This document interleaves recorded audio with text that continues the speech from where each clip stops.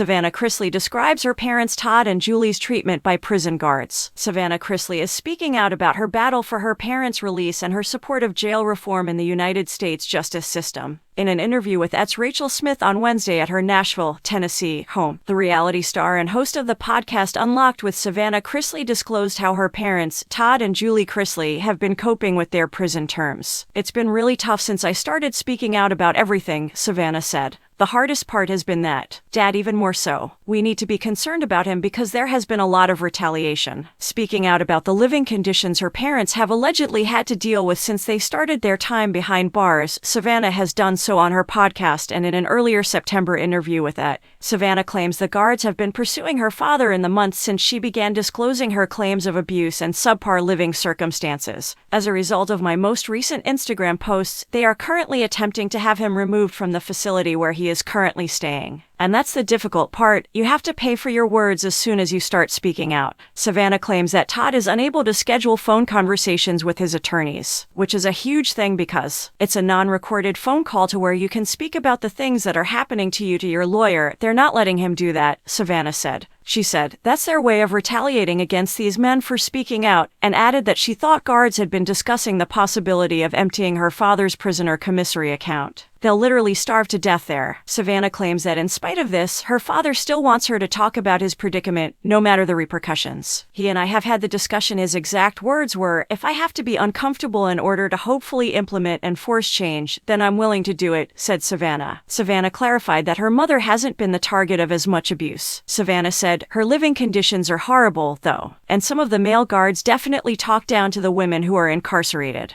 They give them a sense of worthlessness." After being found guilty of fraud in November 2022, Todd and Julie were sent to prison in January. While Julie is serving a reduced 5-year sentence in Lexington, Kentucky, Todd is serving a reduced 10-year prison sentence in Pensacola, Florida.